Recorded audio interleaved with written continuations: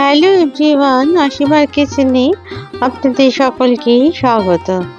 আজকে আমি নিয়ে এসেছি একদম হেলদি একটা রেসিপি। আজ আমি বানিয়ে দেখাবো আপনাদের ব্রোকলির স্যুপ। এই স্যুপ বানানোর জন্য আমি বড় সাইজের একটা ব্রোকলি নিয়েছি।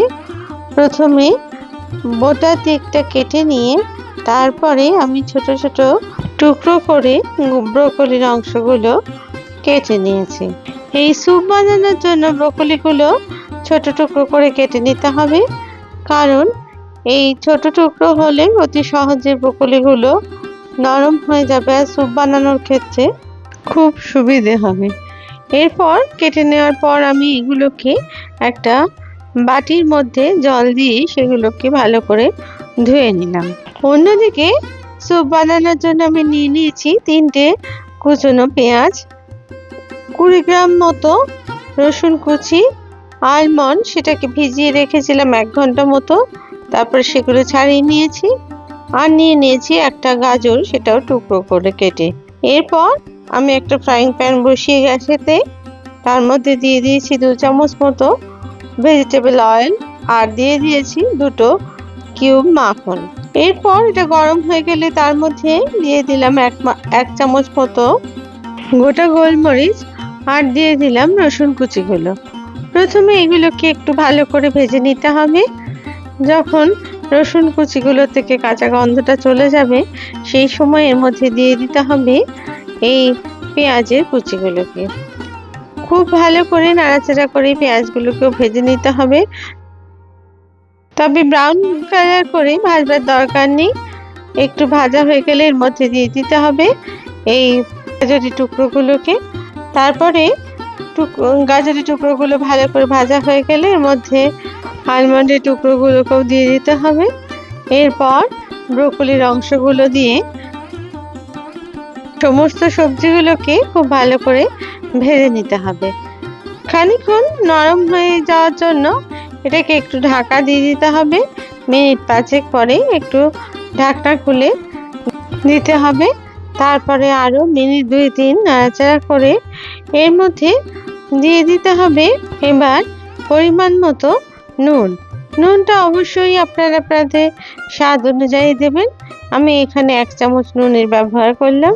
তারপরে নুনটাকে খুব ভালো করে সবজির সাথে মিশিয়ে দিলাম আর এর মধ্যে দিয়ে দিলাম এবার 500 মিলিলিটার মতো জল, যাতে করে সবজিটা একটু সেদ্ধ হয় তার জন্য।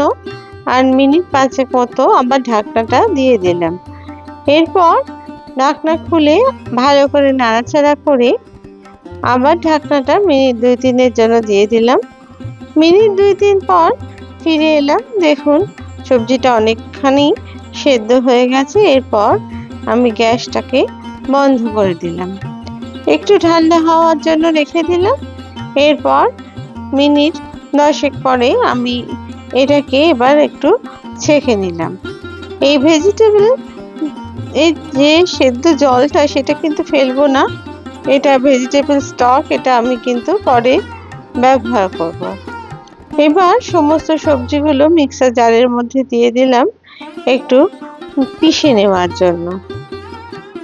খুব ভালো করে এটাকে পিষে নিতে হবে যাতে করে একদম মিহি পেস্ট হয়। খানিকক্ষণ ঘুরিয়ে নেওয়ার পরে আবার ঢাকনা খুলে এর মধ্যে যে ভেজিটেবল স্টকটা ছিল সেটা দিয়ে দিলাম। দিয়ে আরও খানিকক্ষণ আমি এটাকে ঘুরিয়ে এটাকে খুব মিহি পেস্ট তৈরি করে নিলাম। ভালো করে পেস্ট হয়ে গেলে আমি এটাকে এবার ঢাকনাটা খুলে একটা ছাঁকনির সাহায্যে ভালো করে ছেঁকে নিলাম।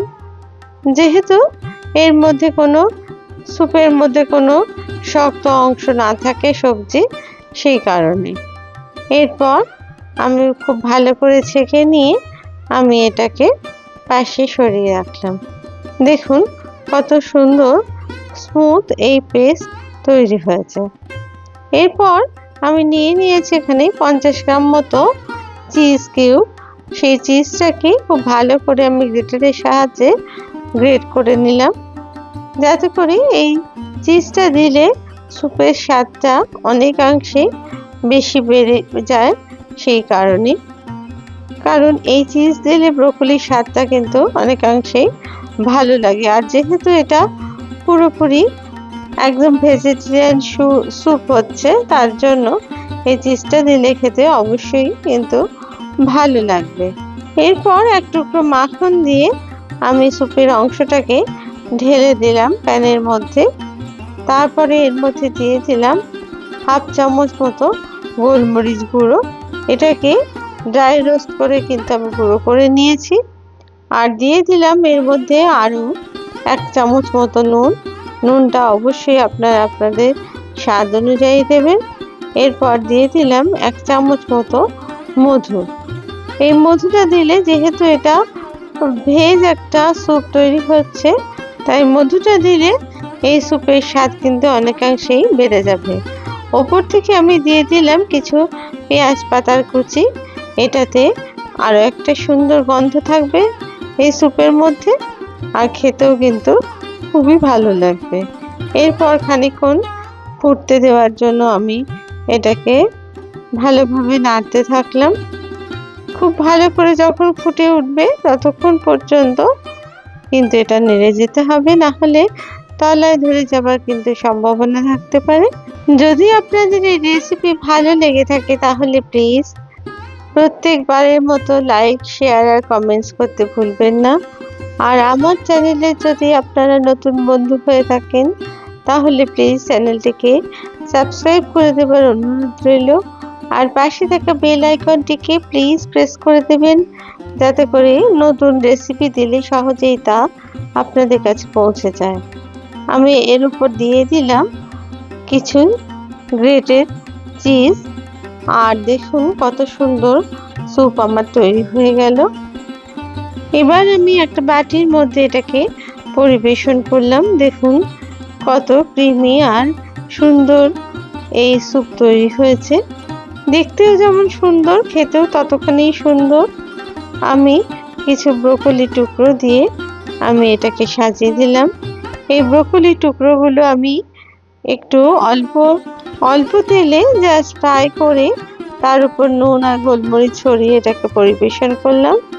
আর ওপর থেকে ছড়িয়ে দিলাম কিছু গ্রেটেড চিজ। এই রকম স্যুপ বানিয়ে আপনারা রাত্রিবেলায় শীতকালে অবশ্যই খেতে পারেন।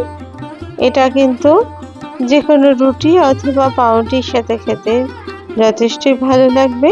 এই চিজ আপনারা খুব সহজেই বাড়িতে একবার তৈরি করে দেখতে পারেন, যে কোনো নিরামিষের দিনে। খুব হেলদি স্যুপ এটা। আপনারা সবাই ভালো থাকবেন। আবার নতুন রেসিপি নিয়ে আপনাদের কাছে হাজির হব। ধন্যবাদ।